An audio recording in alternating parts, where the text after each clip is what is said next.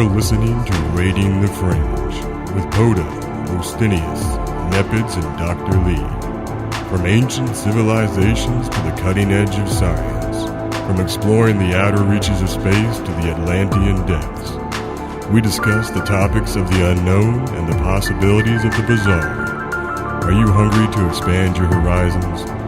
Come get your fill as we raid the fringe. Welcome, one and all.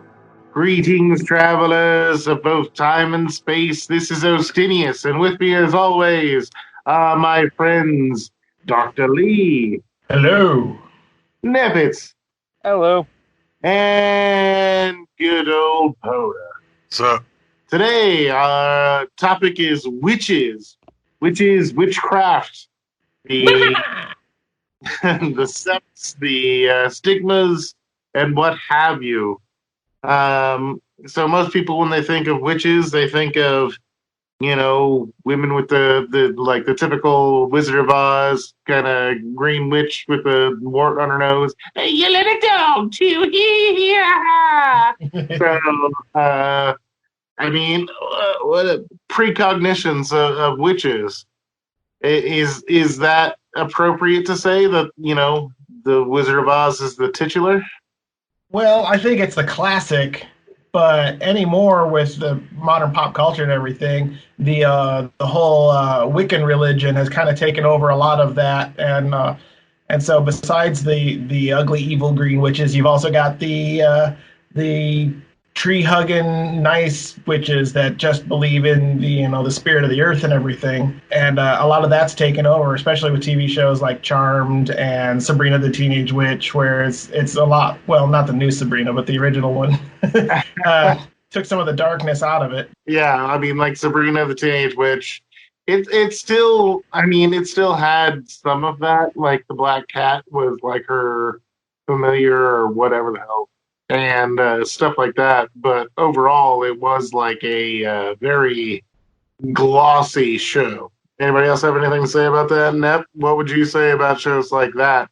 Like you have the Bewitched show, I think is even more glossier than Sabrina the Teenage Witch. I mean, the old one where there was like she was married to the astronaut, or no, that was that was I Dream of Jeannie. No, but the other one where she like tingled her nose or whatever. Yeah. Yeah, so basically, it's been that way for most, but my aspect on witches would be like, where did their legend come from? Where did, the term witch or like the type we get? That aspect is what I was really into. The TV shows, I never really got into watching TV shows about witches. I guess the closest thing would be the Craft. Would be the closest. That movie was a good movie. Yeah, it wasn't bad. What are your precognitions? What is, like, when you hear witch? Preconceptions. Yeah, there you go. Psychic thoughts.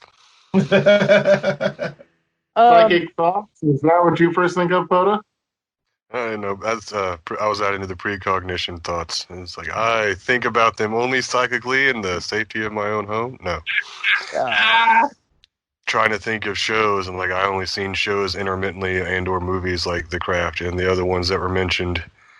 But to my understanding, nothing in any of the episodes I've seen of those shows really correlated to reality of witchcraft or magic. Are you saying that through your own personal, like, independent studies of what you know to be accurate somewhat? Or, what is your typical preconception of a witch? Like, when you think witch, you just hear the word. What do you think? Do you think like a Blair Witch? Like there's some stick witch in the boonies that's maybe a sandwich? Maybe the sandwich. I would think more old school and more realistic with ritualistic and political power based on beliefs, more so than just and lightning bolt. And, what do you mean political power? He's talking about maybe like back in the ancient Greek times where they're oracles, or they could also be considered witches, women that do magic. They had a lot of sway over, what things were said. And a lot of times you have the old wise woman too, which is also technically a witch. So yeah, politically The old in crow. lower cultures would be that way. But like if I think of witch, you think of the one where they're all out in the forest dancing naked, doing that calling down the moon crap. But I'm not really into Wiccans themselves. Sorry if this offends anybody, but not sorry. I don't like Wiccans. I don't stand there. I don't understand the way they believe and stuff like that, but that's just me. So witches have been around a lot longer than Wiccans have. Oh God, yeah. Wiccans were created by a guy from the Golden Dawn in like the 1900s. 1950. 1950, see? But Yeah. So, I mean, Wiccan as a thing like that, as a form of pagan religion, I mean, do you believe that it has deeper roots? It's only got the roots of what the guy who did in the Golden Dawn, which is an organization that it's kind of like the Masons, but they are strictly for ritualistic magic. And he was doing a side project to my knowledge, to empower women, to give them more of a role other than a priestess in ritualistic magic, but he wanted to make it more earth-based. So he used other symbols that are from Earth, which is pentagrams, the Earth pentagram technically, and things like that. A lot of that source material that he was using when he did this to empower women and stuff came from old pagan religions from 700, 800 BC, before Christianity was widespread, and these were common knowledge. And he wanted specifically to bring that to this new religion to help empower them. But again, I don't understand how you can practice a belief or faith where they believe that there is no ultimate evil. You know what I mean? So I can't get down on that. Right, But what do you mean ultimate evil? I believe that the pagans had their good gods and their bad gods. But no. Wiccans themselves, they don't believe in an ultimate evil. They don't believe in an ultimate good either, just that everyone should be sharing and helping each other. I mean, there is a balance. Without an ultimate one or the other, there is no balance ultimately, unless it thrives. Makes sense, right? Centralized condition. But anyways, instead of it going into a bashing Wiccan things, I think more along the lines of, if you think of witch, you think of the woman magic user. Just like when you think of, a sorcerer or a warlock or even a wizard, those are all male aspects. You got witches. That's almost it, unless you want to go like old Italian Strigoi and stuff like that, or whatever they're called. Or, you know what I mean? The ones that are like, the bog witch or the hag. You know what I mean? I've always thought of sorcerer, sorceress. Yeah. Yeah, but all the same, you mentioned like ancient Rome and Greece and stuff like that, and the oracles. Yeah, I could totally get down with that. I could see how they would be the witch or whatever of their time. But then again, could you say that the alchemists and scientists of that time would have been the sorcerers? Or yes, that's actually true. I mean, no, alchemy itself, if you get into that aspect, it has a mystical aspect to it, and it's mostly dominated by men. There are different aspects of magic itself, if you want to get into that.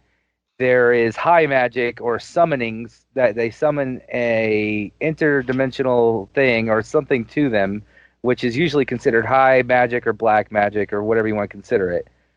Then you have alchemy, which is basically mixing the magic from high magic with earth things, which elements and things like that, creating some hybrid between science and magic. So I consider people that are like, sorcerers or wizards or things like that different than an alchemist specifically, because they are dabbling more. They're mixing two things instead of one. Well, and back in the day when alchemy was more prevalent, that was a science back then. They didn't think of it as magic. They thought there is a way to do this. Not there is a magic spell for this. Theirs is all based on chemistry and materials and such. So, like you said, even when it evolved to alchemy as we know it today, where it's very mystical and everything. I agree with you. I wouldn't count that as true magic of any sort because it all ties into such a physical element that I don't think it would categorize with witchcraft. And the only reason why I know so much about this stuff is because I used to study this stuff for like 13 years of my life and then, was saved. So, just letting the users, my normal rhetoric of what I talk about is usually biblically based. The only reason I know what these things are is because I used to study it. So, just giving a little background. Hoda, do you have any thoughts to weigh in on the subject matter of alchemy, magic versus science? I think alchemy is still practiced today under the guise of science with the periodic tables and chemical manipulation of substances and minerals and how we completely make new. And we say we have discovered new elements, but I don't know if we have discovered them or made them because I'm not in the lab. But the whole, I think, yes, alchemy did begin more mystically, but there was a big science backing when it got going, and that was the secret when the alchemy was going because magic was more widespread and understood and accepted than scientific theory.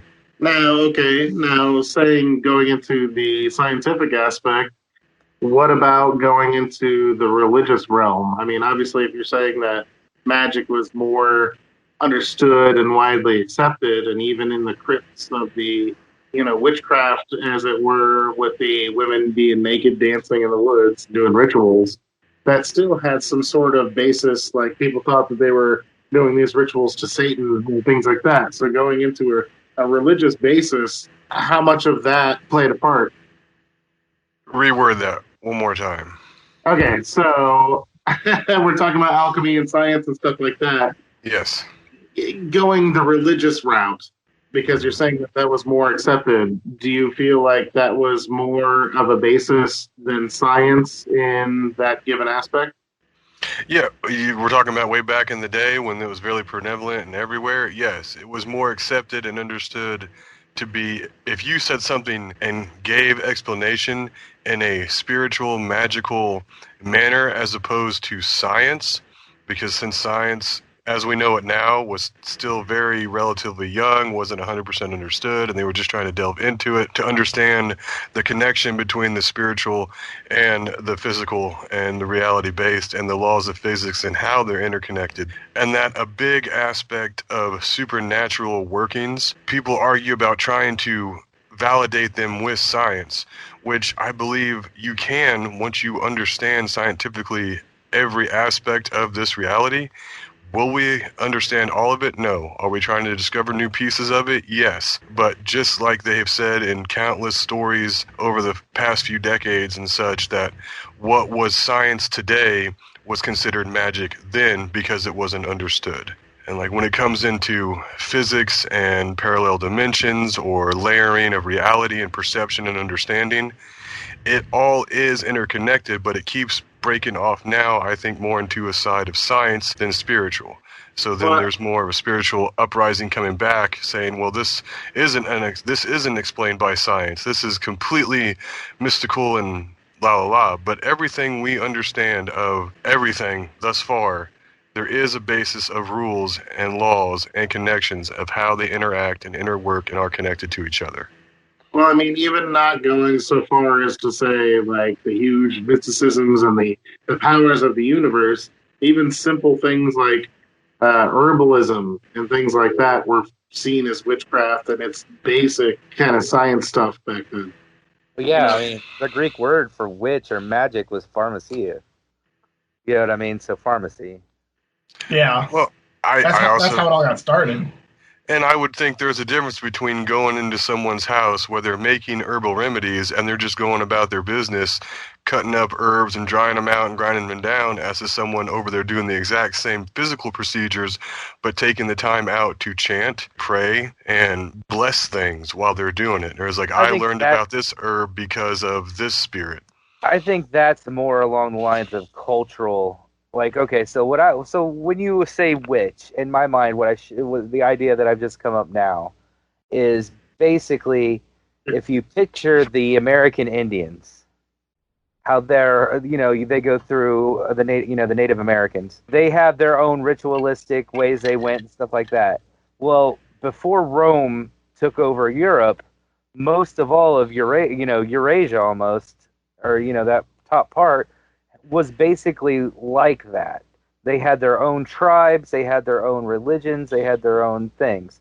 Well, especially Scandinavia. So what I think is that stayed with us.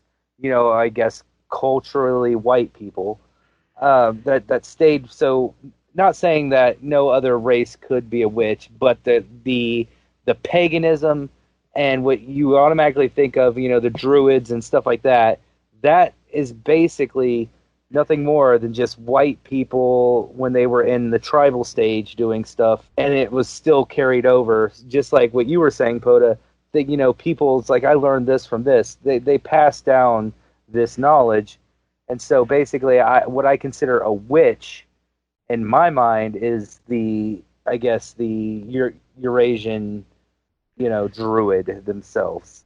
Okay, well, you're talking about tribal things, and I mean, you said predominantly white people. If you're talking European, Scandinavian, Anglo-Saxon, if you will, that whole kind of thing, it is adversely similar. I mean, to African and things like that. Witch doctors. Yeah, witch doctors. Yeah, that's what I meant by culturally. It's all different. Some cultures may not need to chant. Some may need to shake a rattle inside rocks inside a skull and not chant anything. You know what I mean? So when you were saying you crush up herbs and you chant, that's a cultural thing. That's what I was getting at with that. So do you believe that there's any credence to the magic of it all? Yeah. Magic is real. If you start dabbling in weird crap and talking to things you shouldn't and learning things you shouldn't, then yes, it is real. I mean, that stuff's real out there. That stuff's as real as you and me talking here. It's just that people don't know how to access it as much, or they don't know they're accessing it, or they don't know what they're getting into, such as like mediums. Mediums themselves, some people that actually get into it and are really talking to things, some of them don't know exactly how far down this rabbit hole they're going. So yeah, magic is real. Lee's giving a bit of a skeptic eye. Why don't you chime in there, bro? Well, I don't think magic is real at all. And even going off of, the way Nepis has been talking over these last few episodes, or since episode 1 really, how, mediums are merely talking to interdimensional beings. And going off of that whole aspect, interdimensional being is a scientific explanation for what we can't normally explain within our own dimension. And so I would argue that everything that has been put together is science, not as quantified by our scientists as of yet, but I would say that in itself is scientific explanation for magic and not magic itself. All right. Now, do you believe in the existence of magic, as it were? No. You don't believe. Okay, Poda, what about you? About what? Do you believe in magic? Do you believe in magic? I hope you do, because otherwise I'm going to kick you with my shoe. I don't know. No, that's bad. Yes, magic does exist. Yes, science does exist. Yes, can they work together? Yes. The unexplainable kept out of this loop from scientific reason would still be considered magical workings. But scientific backing, when you're actually doing magical workings, there is a correlation. Because it comes into not just power of the human mind and suggestion and those around. For example, someone practicing by themselves for an extended number of years are going to perceive that they are very powerful, that they can do things, that they know what to do and what's really up. The people that have been working with groups the same number of years, there's going to be a leader. And they're going to come, I think where we're at when it comes to what's considered magic and supernatural today is still things that don't have solid definitions backed by science yet. Therefore, it is in the realm of unexplainable, but not Non-existent. So you're qualifying magic as anything science can't yet explain, not magic as in something inherently that can break the rules of science. No, I don't think magic can break the rules of science, because that would be going against what magic's about. Magic, or the way to manipulate the energies, basically. Everything has rules. Everything has keys. Everything has order. There is no chaos. There is literally order to everything. You can't break things, but you can bend them. But you still have to go through the same channels. Then what makes it magic? But you're people don't know those channels. A pseudo-scientifical explanation for the unexplainable. It's the same thing that Poto was saying. I was agreeing with Poto. I believe in a mind over matter, something that can't be explained, and I believe it's the same thing for anything. I believe people who are super Christian and prayed for their friend to get over cancer, and you get enough people to pray over it, and you get in that certain mindset, then there is maybe a manipulation of the energies to align and whatever, and maybe that person gets over cancer. Maybe they don't.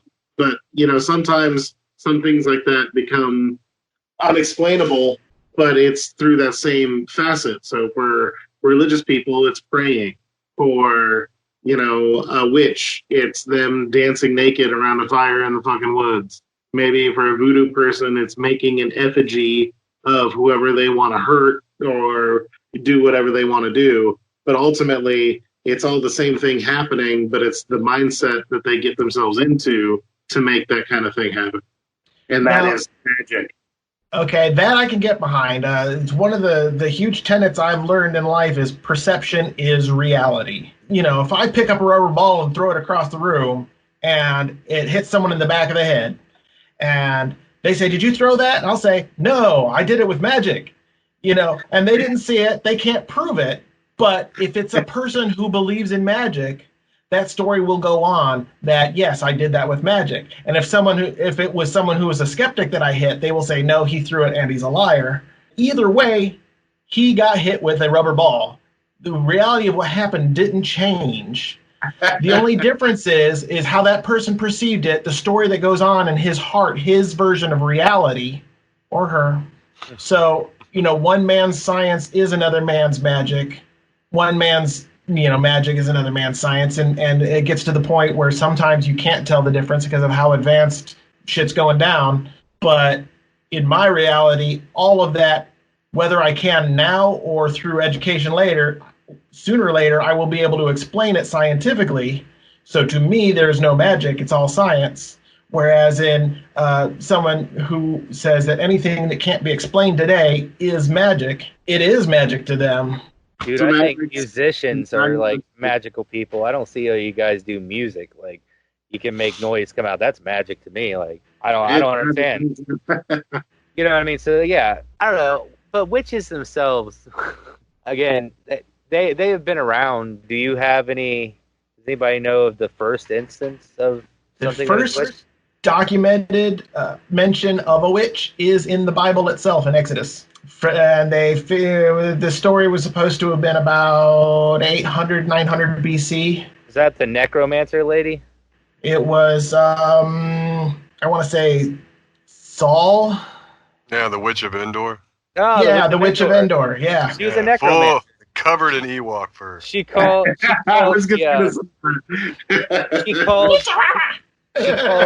She called somebody to him.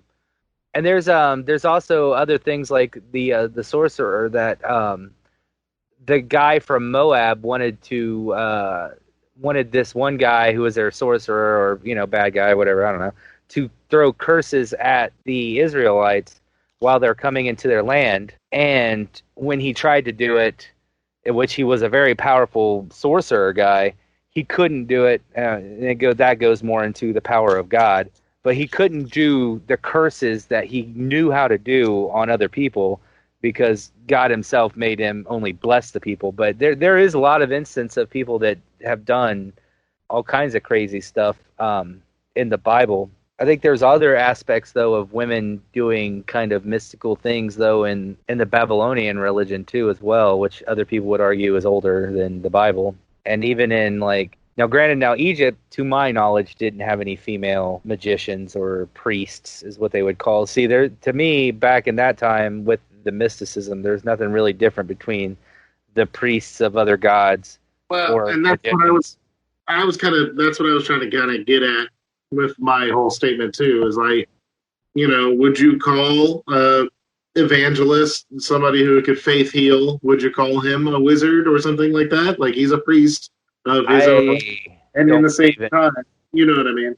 I don't believe in faith healing like that. Are you talking like things that televangelists do where they're like, bam, you're healed and stuff like that? Whether it's real or not, would you consider it magic? Yeah, what would you consider a magician or a witch or a wizard, or, you know what I mean? Like, they were priests, like you're saying, but they could perform feats that weren't of this world and stuff of that nature. I mean, wouldn't you still say if they were actually proven to do these feats, which anybody that was a faith healer has not been, they have been debunked, all of them. I would have to look into that. I'm not trying to shoot down Christianity. No, it's just it seems anytime you tie religion into it, no longer is it considered magic, it's miracle. Yeah. But if you don't put the word religion with it at all, then it's magic again. Well, it comes into where they're coming with their power, where they're outsourcing it from, where they're saying their ability comes from.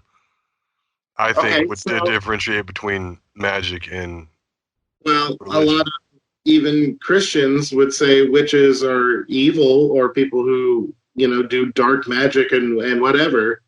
Even though that they may be praying to Satan, that is still a Christian belief, that is still a Christian affiliated something, but they don't call them priests, they call them witches. They would label them something, even though it comes from the other side of that deity coin, you know what I mean? With a lot of high and ritualistic magic, you're still called a priest. You're still called a priestess. You know what I mean? You're still called these things. Like, so that aspect of magic has not went anywhere. What I think Poda was saying was, where are you drawing the power? So are you drawing the power from, okay, like you said, the devil? Yeah, the devil or Satan, or that aspect of the fallen one is what I'll call him, or, Lucifer, or, basically the Satan, which is the Hebrew way of talking about it, is that that entity has many different names. You can call it all you want. Like, you can call him Baal, you can call him Zeus, you can call him, Odin, you could call him any of basically the major gods, Osiris. Basically, it's the same thing. So when you say they're worshiping Satan, it would be the same as an Egyptian person worshiping, with that aspect, because you're drawing your power from the opposer. You're drawing, from my point of view, let's just say that. Let's start there. From my point of view, you're drawing the power from the opposer instead of from the one true God. I guess that's where I would draw the line. If you are performing miracles, and you really are truly performing miracles, and it's truly from Jesus Christ, then I don't consider that magic. And I know that's going to, a lot of people won't agree with me on that. But if you're drawing your power from anything else, anything other than Jesus Christ, Holy Spirit, God, Yeshua, Yahweh, any of those, you are, in my mind, doing magic. And you see, that's exactly the kind of mindset in the 1400s, when they first started doing all the witch hunts and everything in England and Europe. That was exactly the whole premise behind labeling a new person a witch or whatever. It is that it's not that they are doing weird things. It's not, oh, look, they made a cat be able to float in the air or something. It was everything that they did tied in with the opposing force. This is not our God's work. They are getting their powers from something else. And if that happened, they were a witch. And even though in their own religions, they were priests and whatever have you in their own structure, but because of the mainstream Christians believing that this is not from our God, you are a witch. And that's how the whole witch hunt began in the first place, to really explode. And once they started publishing the books the Millia Moratorium or whatever that book was called in the 1800s that really, or 1600s, that really blew things up for witches. It was all about whether or not it opposes God, and it became a very religious thing. Well, and I mean, even if you're going in the pagan system and stuff like that, it wasn't one omniscient God. There might have been a Zeus who was the father of them all or whatever, but the others derived their power from that one source. You know what I mean? So, but they didn't invent the word witch. True. Yeah, true. Which didn't exist to them. That was just one of the things that can be done. One of the parts of the world that is. Which didn't come around, I think, directly related to religion is when witch first started really being used. Especially since in the Bible it says, "Thou shalt not suffer to let a witch live." Yeah, that's Old Testament. All right, so let's steer this conversation. Let's skew it a little bit. Let's talk about obviously if we're talking about witches and things of that nature, we gotta bring up Salem and the witch trials and stuff like that. Here's the thing, though. Anytime that anybody, which I guess would be the Christian nation, or any kind of group of people, do a inquisition or a witch hunt or trying to group in a lot of people, that is sadly a power move, is what I feel. And the Christian people have not been, men have ruined a lot of things. So when you hear, witch hunts and stuff like that and doing it for God and things like that, that's kind of like, I don't agree with going out and killing witches. You know what I mean? Stuff like that.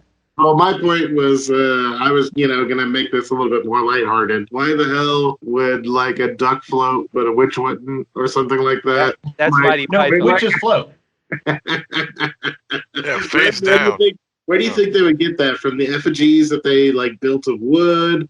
Like what is it? How did they get these like strange? Like, if she dies, she's a witch. One court in the mid 1700s in Salem decided that was how you can determine if this one person was a witch, is if you tie her ankles and wrists together and throw her in a river, she will sink and die. But if she has witchcraft, she will save herself by making herself float. Yeah, but like, why? Okay, so why did they like make these trials of, we're going to instantly kill this person, but if they can save themselves, then they're going to be okay? Because they will float, and you'll have more witches, and people will get the satisfaction of winning. And I think that was all political more than anything. Oh, yeah. Backed by fear for lands, goods, money, power tripping of in-state and in-house governments.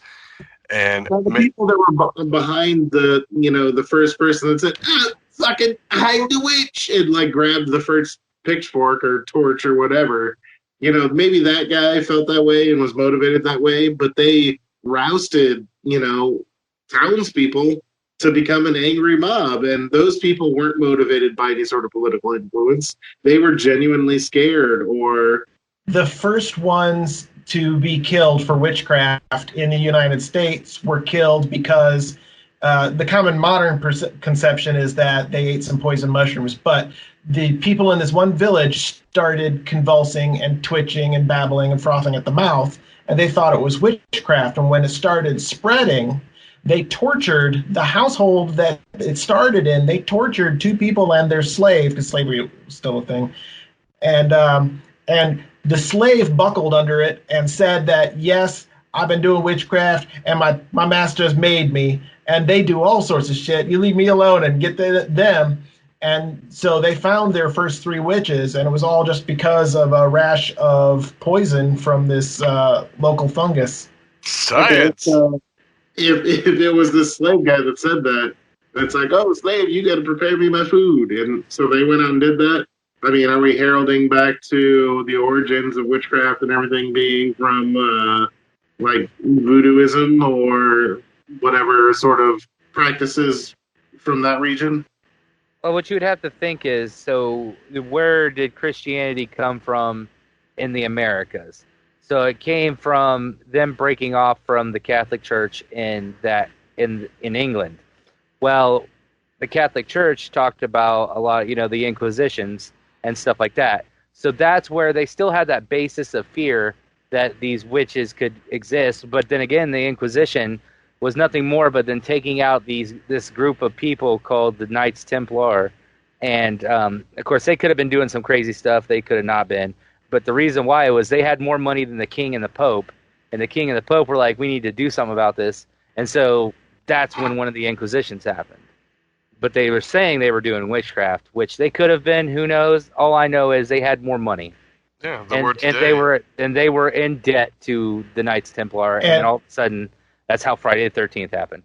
And so, to answer your question, I think that the political gain aspect of it was probably what helped make it popular, what helped spread the witch hunt and spread the name. But I don't think that was the source or the founding idea behind it.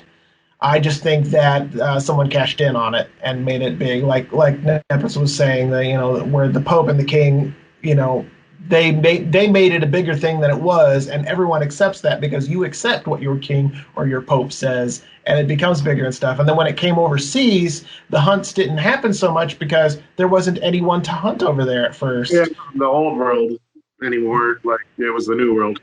Yeah, but they still carried those beliefs with them, especially fueled from the propaganda that they were given to start it afresh. And even though the witch hunts in the United States, I don't think were directly related at all to the Inquisition.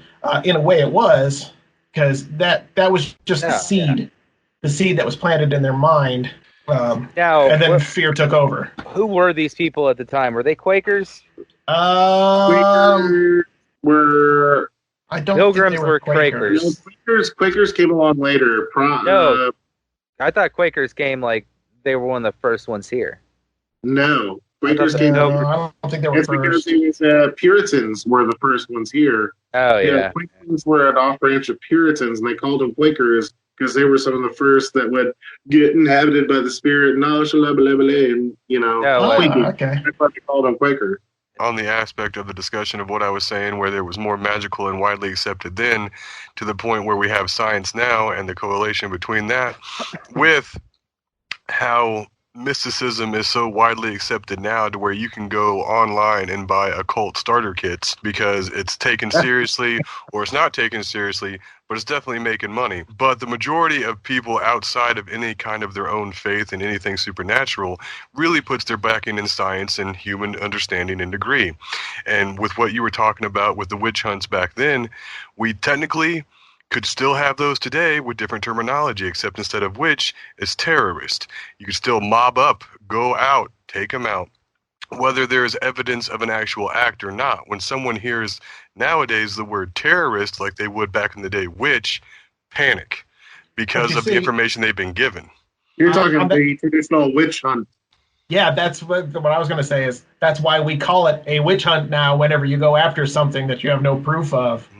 So Sasquatching is not squatching. It's we're not going out and killing it. Squatch hunting. I doubt anybody would call Sasquatch a witch, though. As an OG druid, though. I mean, he's been known to have supernatural powers. He can walk through the forest silently. You can't hear him. He's invisible to the naked eye. He only is seen when he wants to be seen. He's a ninja. Yes. He's a forest ninja. I guess you really can't talk about witches unless you start, explaining the magic behind it or what witches could be or not. So, you know what I mean? Like, exactly. The weird thing is, like, you've got your witches, you've got shamans, you've got druids, but they all have a lot of ties that draw them together into these paganistic gods or sets of different powers that normally would have to involve nature or something of the like. So for people to say that it's not a miracle or anything like that, modern day religions, I feel, are just another thing of that. Evangelist is today's modern sorcerer to a point with faith healing and stuff like that. You know what I mean? Because a lot of people, even though none of us particularly subscribe to that, a lot of people really do. Yeah, it's sad. A lot of them have been labeled as like, there's a lot of, just basically, if you are a Christian, you have certain things that you hold other Christians accountable for. And there are some people out there, especially them making stuff today, that are saying things and doing things that if you read the Bible and you study it, you can go and be like, that's not what the book you're trying to preach says.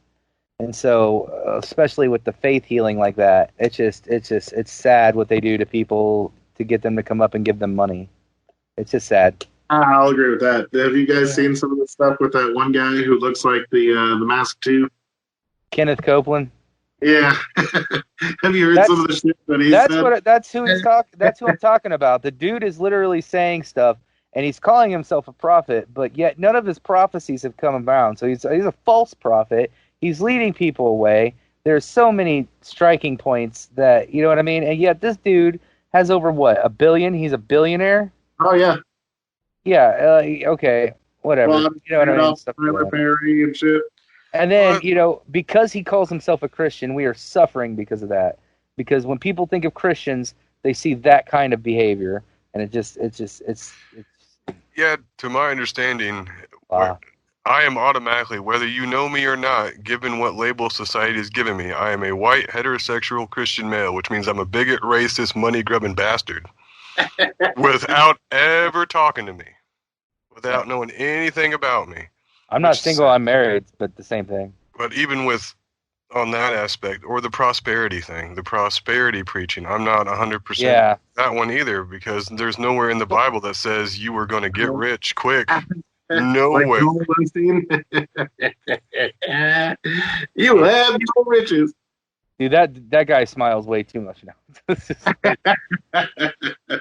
But I would consider those people who do that stuff to gain money, and I consider them wrong, but like that they convince people, because that's kind of what other aspect of magic is. You're trying to make money. Some of these people that were healers, you know what I mean, or from the time where it's this pharmacia and they were taking the witch doctor, they still want to make money. You still got to pay them for this stuff. So those type of people. Some of it was rooted in profit. Some of it was, I am the old crone that lives on the edge of the village, and I'd rather see this village continue living on. So I'm going to give this fucking kid with these horrible burns some aloe because I know it's going to help. But then they get labeled a witch and burned at the stake, and all they really wanted to do was help this kid with burns. You know what I mean? Mm-hmm. Well, I think the faith healers, the evangelists, they don't do that. They're actually giving you pretty much nothing. They are a shitty street magician. Yeah, false promises to get a buck. Right, and so it's street magicians. They're another type of witch that we haven't talked about. It's all tricks. That's true. Con artist. A lot of times when you talk about witches and magic, a lot of it is hoax. A lot of it is fake. A lot of it is set up and fooling the people. And sometimes it's to a purpose, and sometimes it's for nothing more than I'm an asshole that likes to fool people. and I think an evangelist is pretty much a man who's always wanted to be a magician, but went to preach school. Now, not all evangelists. Like, let's get this term right. No, you're talking about televangelists, not even televangelists. Yeah, the ones that are always asking for money. Not, I will go out and evangelize to people if I really, feel the need to, or stuff like that. So I'm not trying. Yeah, no. I'm just saying, like, I don't want to be considered someone that goes out and be like. But yeah, there are people out there. They're like every aspect that man touches.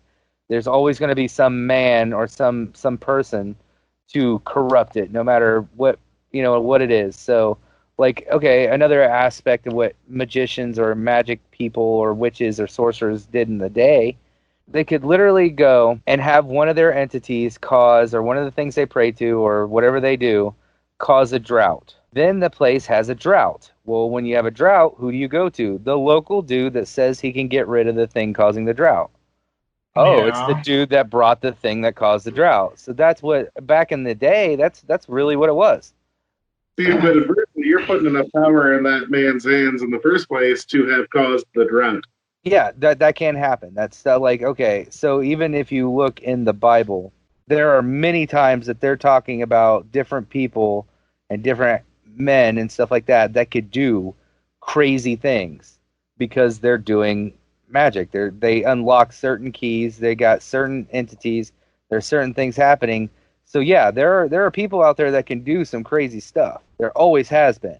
But It then depends on how much you want to sacrifice of yourself. You're kind of turning it into like a Scooby-Doo problem solved. You pull the mask off. Oh, it's the guy who started it in the first place. No, I'm just telling you. No, it's more along the lines of he's making money off of it.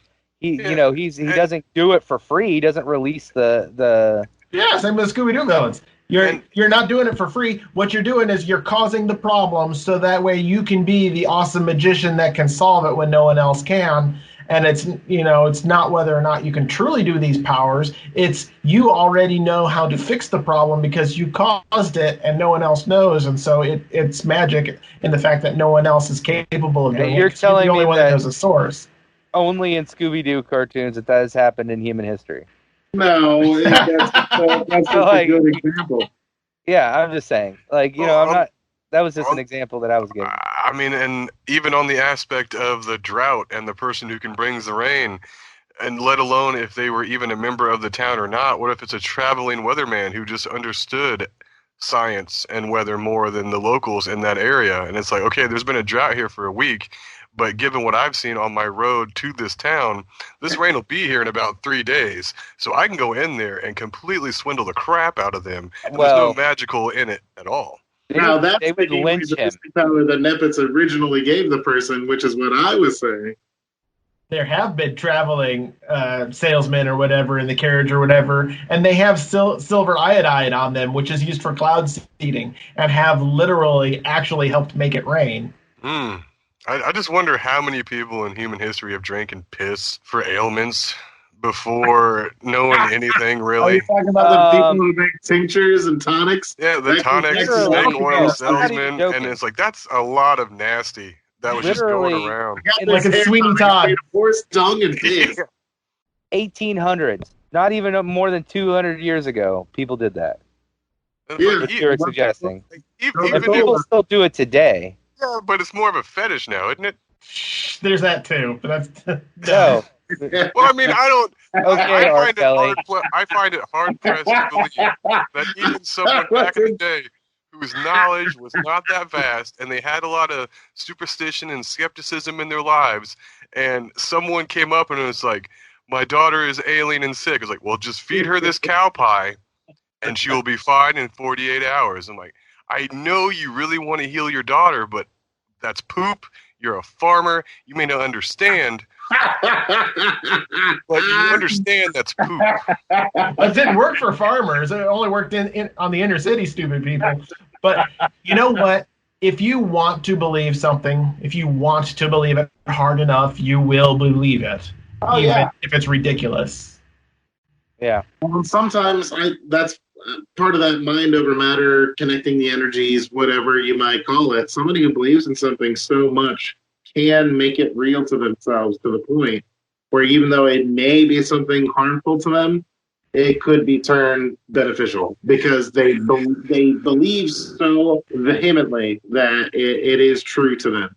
So even if they might, well, I did eat that cow poop, that swindler, that fancy guy in that checkered coat, when he came in that suitcase and gave me that cow shit so I wouldn't be sick anymore. I'm not sick, guys.